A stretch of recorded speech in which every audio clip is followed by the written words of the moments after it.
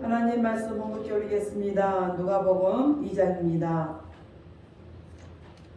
누가복음 2장 8절에서 14절 말씀 본문께 올리겠습니다.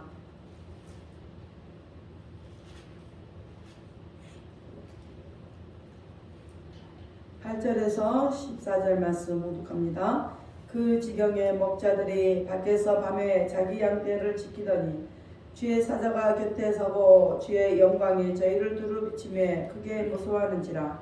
천사가 이르되 무서워 말라. 보라, 내가 온 백성에게 미칠 큰 기쁨의 좋은 소식을 너희에게 전하노라. 오늘날 다윗의 동네에 너희를 위하여 구주가 나셨으니 곧 그리스도 주시니라. 너희가 가서 광고에 쌓여 그 위에 누인 아기를 보리니 이것이 너희에게 표적이니라 하더니 호련히 허다한 천군이 그 천사와 함께 있어 하나님을 찬송하여 가로되 지극히 높은 곳에서는 하나님께 영광이요 땅에서는 기뻐하심을 입은 사람들 중에 평화로다 하니라. 아멘. 기도합니다. 할렐루야. 아버지 하나님 감사합니다. 오늘도 아버지 하나님 함께 하옵소서. 예수님 오심에 성탄절에 맞이합니다. 아버지 하나님 누가복음 2장 8절로 14절 말씀으로 성탄의 축복이라는 내용으로 종이 비록 부족하고 연약하고 입술이 우둔하지만 거룩한 하나님 말씀을 선포하려고 합니다.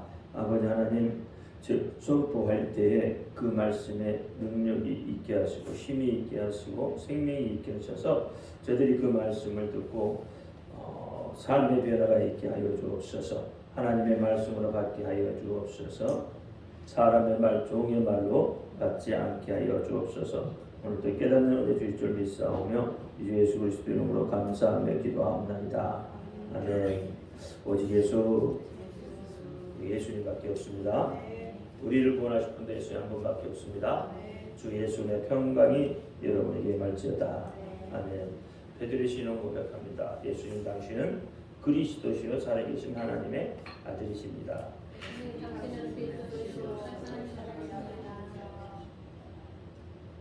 예수님 당신은 나의 구세주 나의 전부이십니다.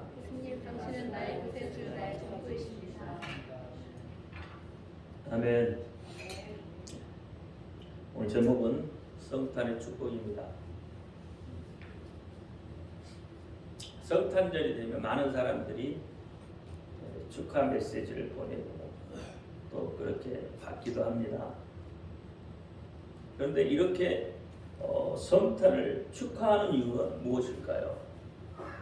왜 성탄을 축하하죠? 우리는 예수님의 실제적인 이 탄생을 알기 위해서 성탄을 축하하는 것은 아니죠. 하나님을 섬기고 그 하나님의 아들이 인간의 모습으로 성육신하셨다는 것에 감사를 드리고 그것을 축하하는 것입니다. 우리를 구원하시기 위해 아기 예수로 오셨다는 것, 우리의 죄를 용서하시기 위해 아기 예수로 이 땅에 오셨다는 것, 우리를 죄의 종에서 속량하시기 위해서 아기 예수로 오셨다는 것, 우리를 위하여 대신 죽으시려고 아기 예수로 오셨습니다.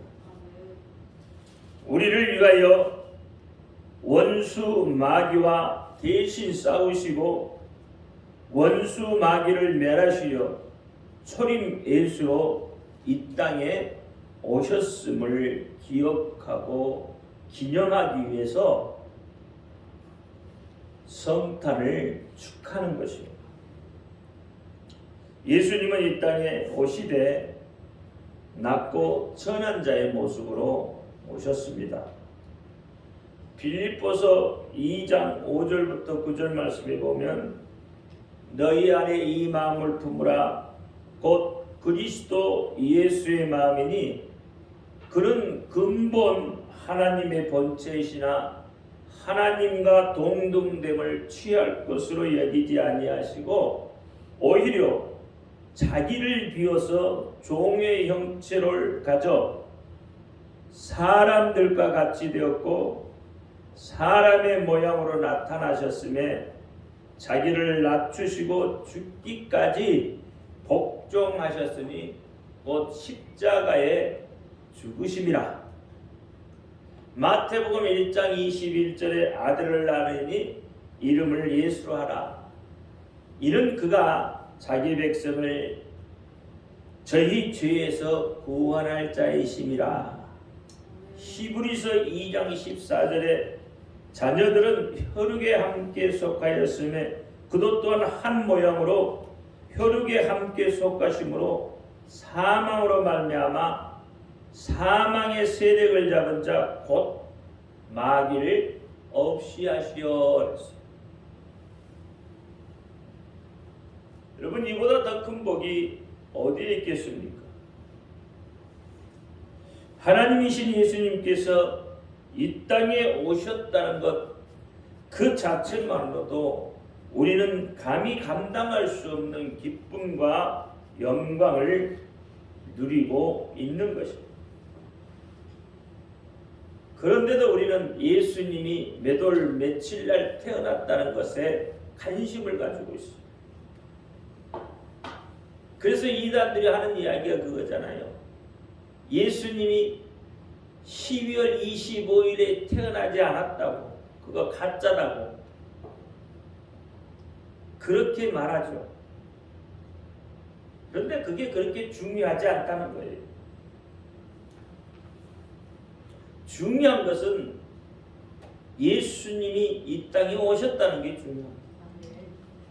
사실 예수님의 탄생일을 정확히 우리가 안다면 어떻게 될까요? 이단들이 말하는 것처럼 정확히 예수님의 탄생일을 알게 된다면 어떻게 되겠냐 말이에요. 과연 예수님이 살아 계시겠습니까?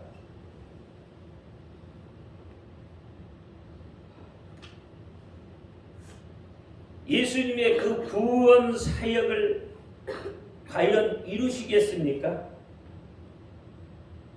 좀 전에 읽었던 것처럼 우리의 원수된 마귀를 멸할 수 있었겠습니까?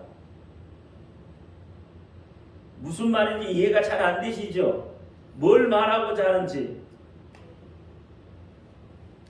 답은 노입니다. 예수님이 이 땅에 살아 계시지도 않았고 구원 사역을 이룰 수도 없고 원수 마귀를 멸할 수도 없게 되는 거예요. 하나님의 뜻을 이룰 수도 십자가에 죽으실 기회조차도 아마 없었을 거예요. 왜 그렇죠? 여러분 한번 생각해 봐요. 성경을 읽으셨으면 금방 알아요. 여러분 헤롯이 가만 놔뒀겠냐고요. 예수님의 탄생 날짜가 정확하게 기억된다면 헤롯이 예수님을 그냥 놔뒀겠냐고요. 마태복음 2장 13절에 저희가 떠난 후에, 저희가 누구죠? 동방박사들이 떠난 후에 그 말이죠. 주의 사자가 요셉에게 현몽하여 가로되 헤롯이 아기를 찾아 죽이려고 하니까 일어나 아기와 그의 모친을 데리고 애국으로 피하라. 이 헤롯은 뭐예요? 목적이 뭐 때문에 물어본 거예요? 아기 예수를 죽이려고 물어본 거란 말이에요.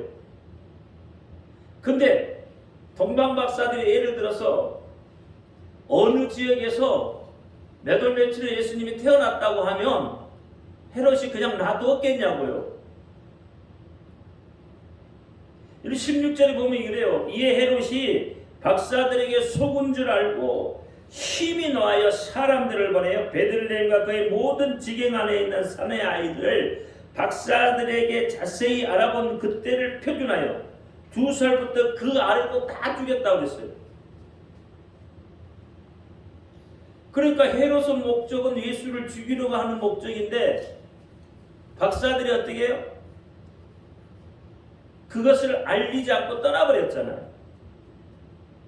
그러니까 대충 어느 지역에서 어느 곳에 날 것이라는 것, 그걸 기점으로 해서 정확히 알 수 없으니까 2살 아래의 아이들을 다 죽여버렸다는 이야기잖아요. 그러면 예수님은 그 살아 계셨겠냐 말이에요. 어불성설이죠. 살아 있을 수도 없는 거예요. 그러면 기독교 자체가 없는 거죠. 우리가 예수를 믿는 이 기독교 자체가 없는 거예요. 그렇게 되면. 근데 몇 월 며칠 날 나는 게 뭐가 그렇게 중요하냐 이 말이에요.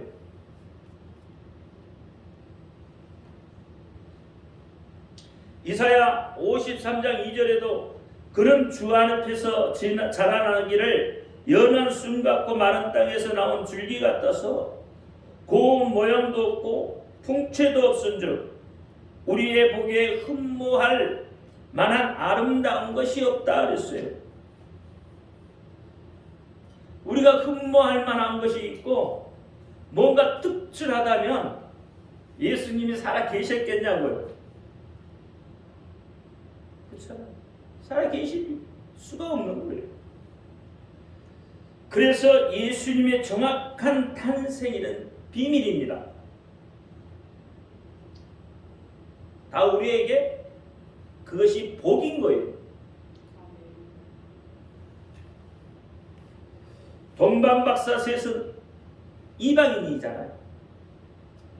그들이 말한다고 누가 들어줄 사람도 없을 뿐더러 기억도 못할 것이고 거기에 참배했던 목동들 그들의 말에 누가 얼마나 귀를 기울였겠어요. 그리고 요셉과 마리아뿐이잖아요. 그러니까 말 수가 없는 거예요. 예수님의 탄생이 대충 이쯤이다. 역시 헤롯처럼 우리도 그 정도로 기억할 뿐이죠. 그럼에도 불구하고 12월 25일을 기념하는 이유는 태양에 비추어서 그렇죠. 그렇게 예수님이 어떻게 존귀한 분이라는 것을 말하기 위해서 그때 기억하기 위해서 하는 거예요. 예수님은 성령님이 오시기 전까지는 그저 평범한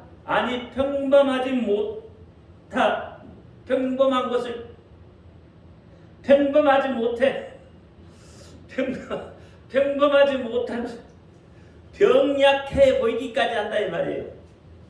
우리의 질고를 늘 질고 계셨잖아요. 이게 병약한 분이에요. 누가 병자한테 그렇게 관심이라 쏟고 있겠어요?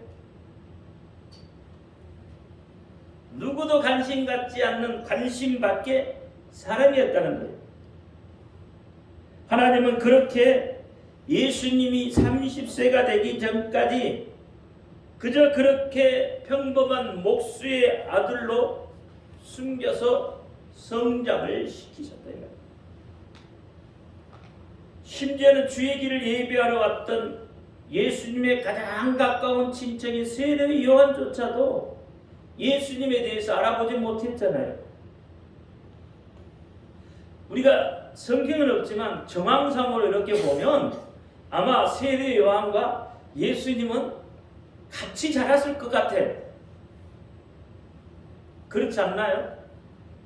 세례 요한이 예수님보다 얼마나 먼저 태어났죠? 6개월이에요. 6개월 먼저 태어났단 말이에요. 그러니까 같이 자랐을 것 같아요. 왜냐하면 예수님이 애굽으로 갔다가 다시 베들레헴으로 왔잖아요. 다시 베들레헴으로 왔잖아요. 그러니까 정황상으로 보면 그렇게 같이 자랐을 것 같아요. 물론 같은 동네는 아니지만 그렇게 자랄 수 있을 것 같아요. 그런데도 알아보지 못했다 이 말이에요. 누가복음 7장 19절 요한이 그 제자 중 둘을 불러 주께 보내어 가로되 오실 그이가 당신이오리까 우리가 다른 일을 기다리오니 하라. 다른 일을 우리가 기다려야 하냐고 물어보잖아요. 사실 심지어는 마리아까지도 확신이 가지지 못했을 수 있습니다. 왜냐하면 성령이 임하시기 전까지는 아무 일도 일어나지 않았기 때문에.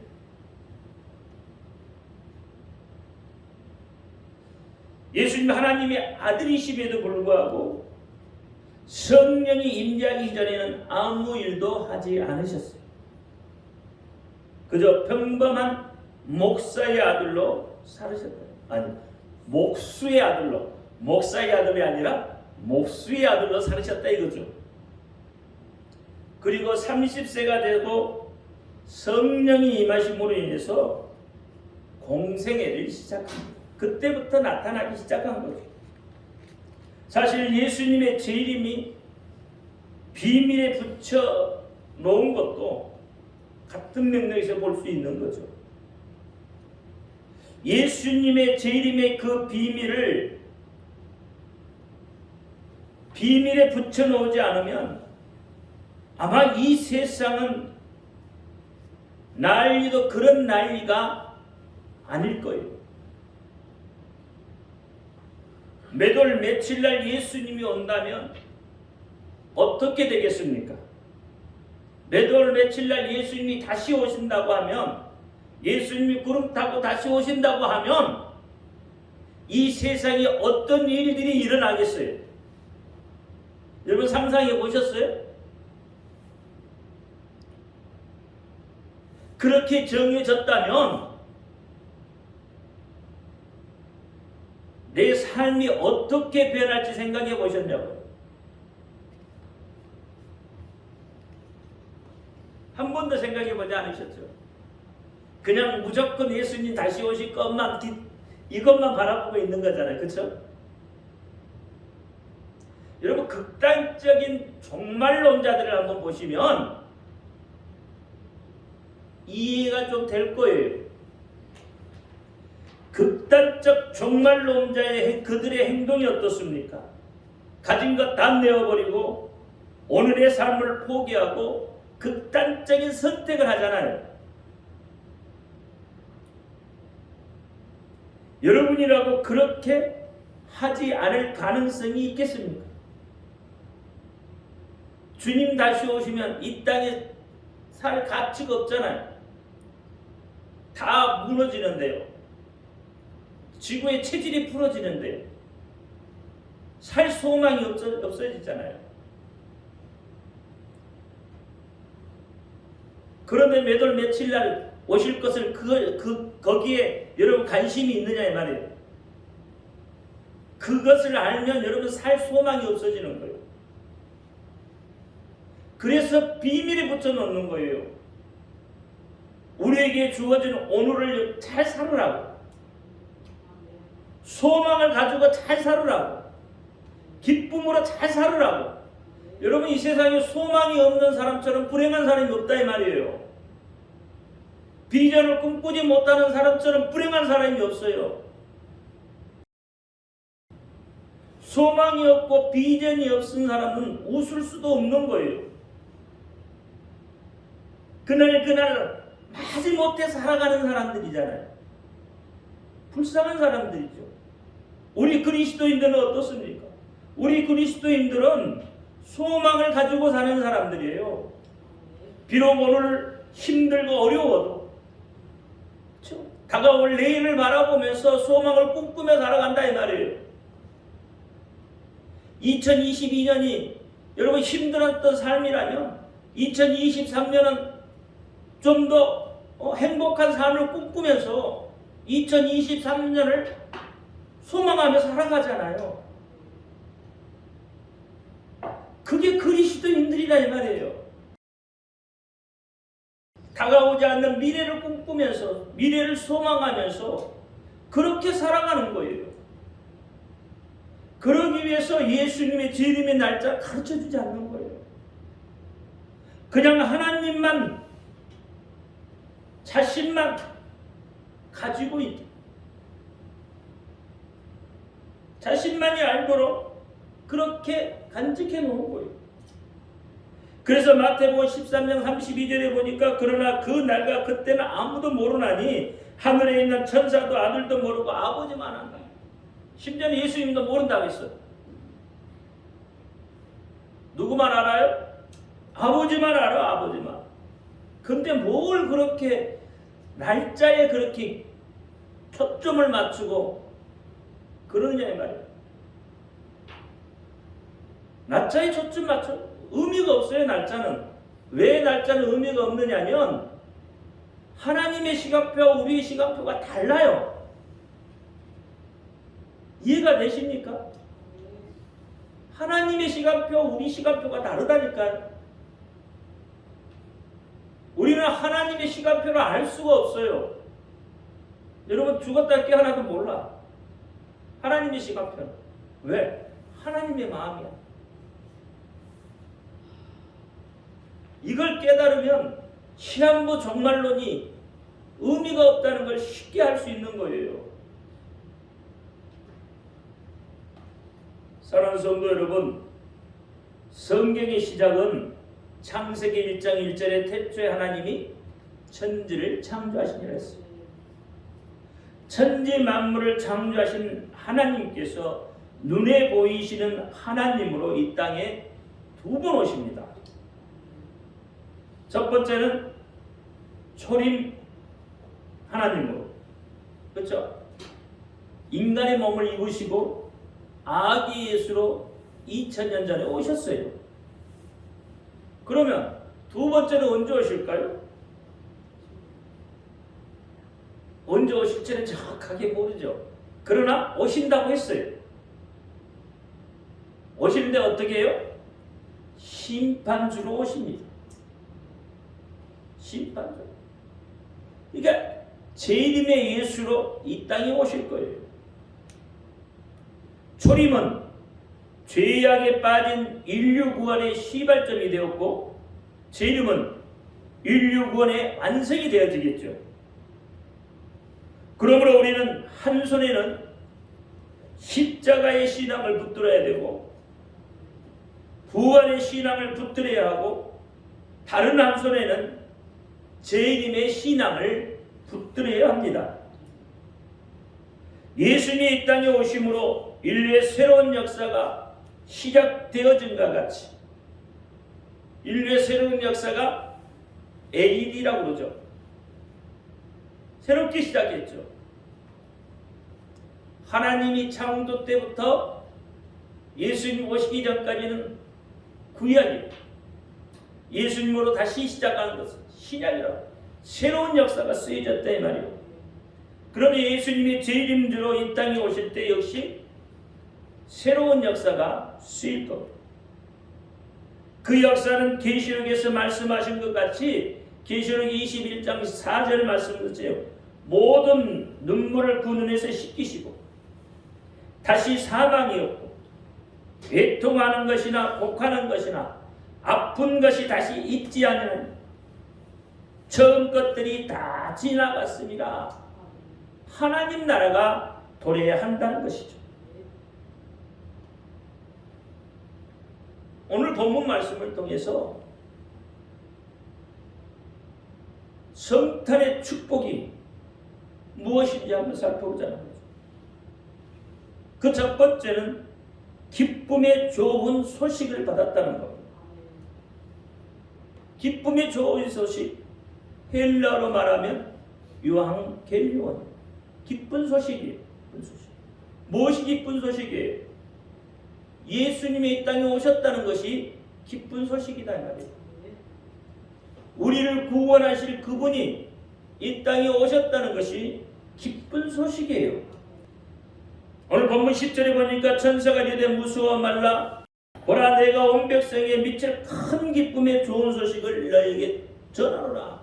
이 기쁨의 소식이 온 백성에게 들려졌다는 거죠. 단순히 한번 웃을 수 있는 그런 기쁨이 아니라는 거죠. 예수님의 탄생을 통하여 받게 되는 이 기쁜 소식은 유대의 백성을 뛰어넘어서 온 인류가 구원을 받을 수 있는 그런 기쁜 소식이라는 거예요. 그게 뭐죠?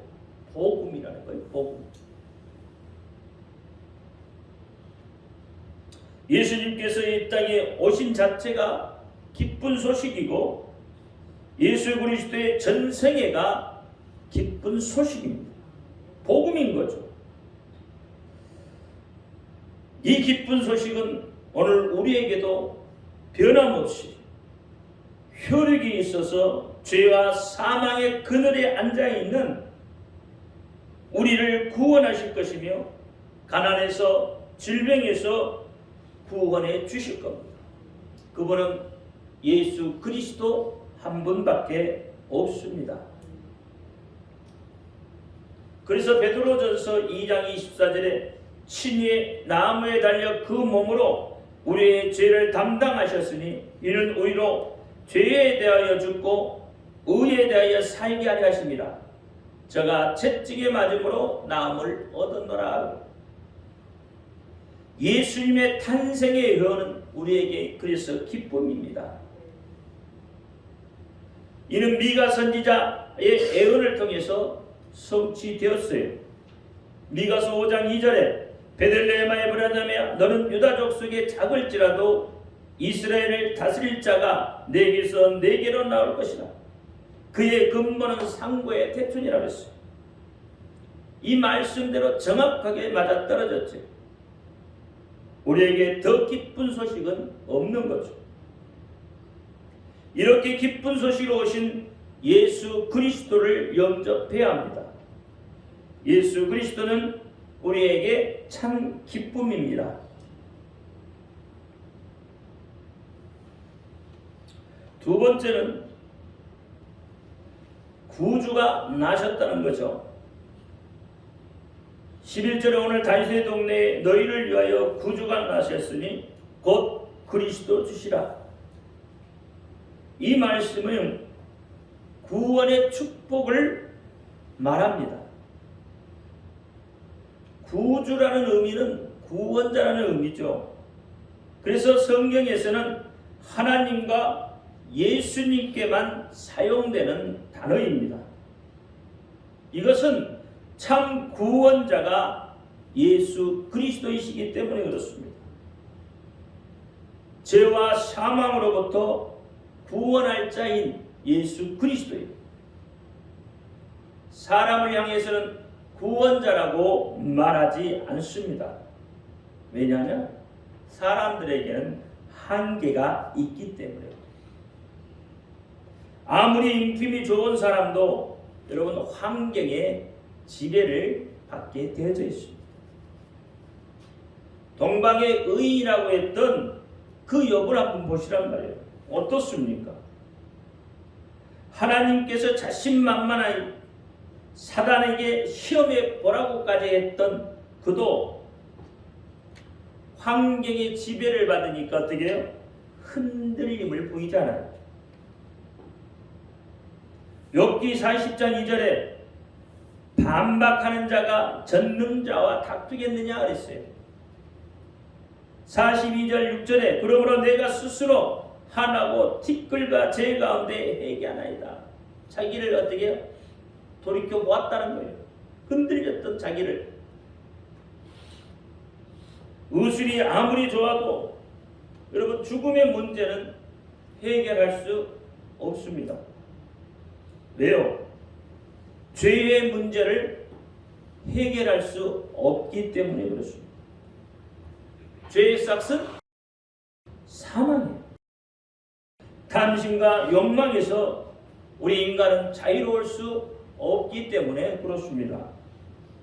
그래서 로마서 8장 2절에 그리스도 예수 안에 있는 생명의 성령의 법이 죄와 사망의 법에서 너를 해방하였다라고 이야기합니다. 이를 위해서 영이신 하나님께서 인간의 육체를 입고 인간 자리에 오셨다 이 말이에요. 죄인의 몸으로 오셨고 우리의 모든 죄를 대신 짊어지고 십자가에 죽으러 오셨고 거룩하신 성과 하나님의 뜻을 이루러 오셨어요. 그냥 인간에게 당해주러 오신 것이다 이 말이에요. 인간을 지배하기 위해서 오신 거 아니라 인간에게 당해주러 오신 거예요.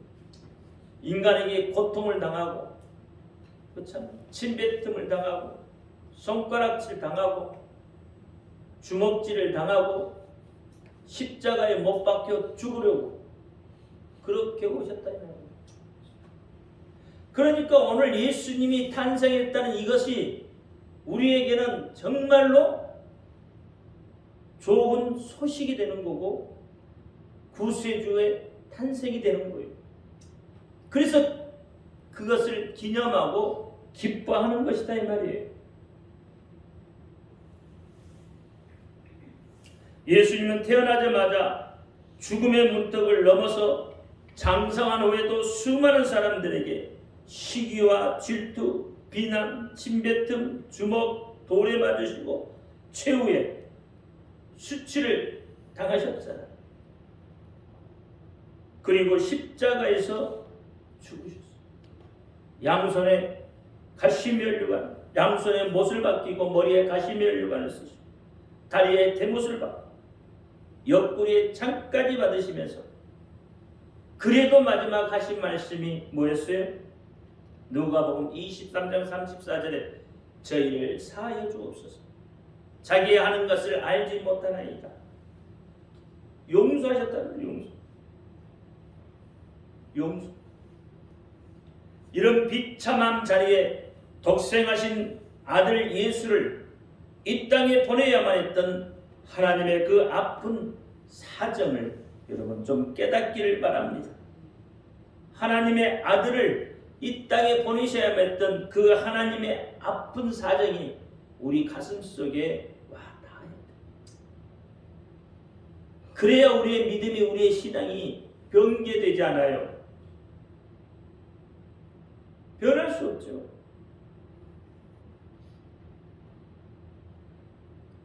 우리는 하나님을 만나는데요, 이렇게 가슴으로 만나는 게 아니라 지적으로 만나려고 해요. 그러니까 날짜를 자꾸 이야기하는 거예요. 지적으로 만나니까.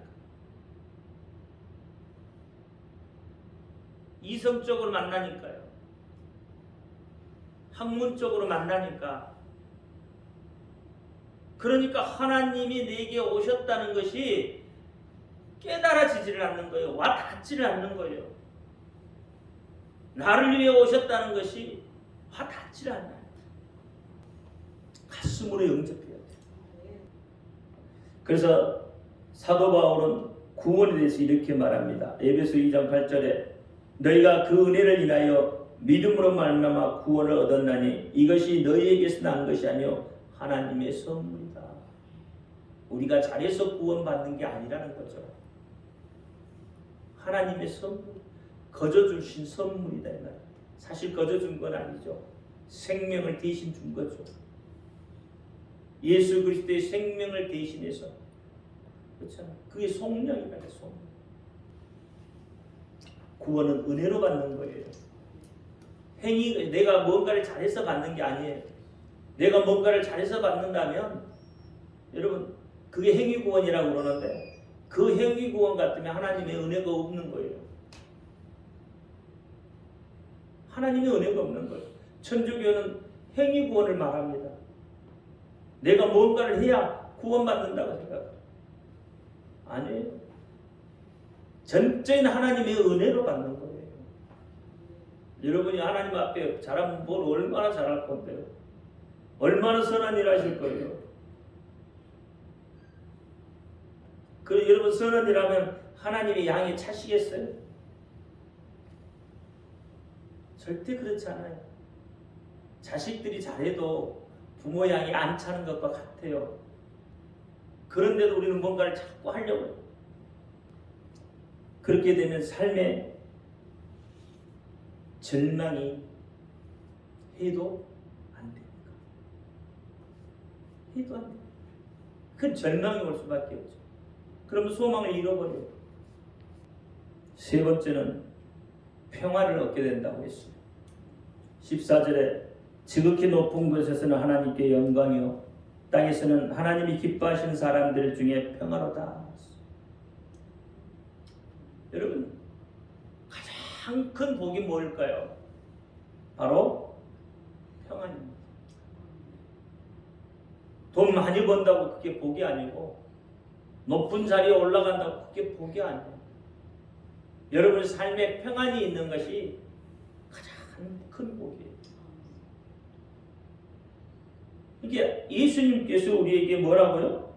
평안을 주기 위해 이 땅에 오셨다고 했잖아요. 세상이 주는 평안은 평안과 같지 않다고 했어요. 요한복음 이야기하시잖아요. 예수님이 이 땅에 오신 두 가지 목적이 있습니다. 하나는 하나님께 영광이고 두 번째는 땅에서 기뻐하심을 입은 사람들의 평화입니다. 기뻐하심을 입은 사람이 누굽니까?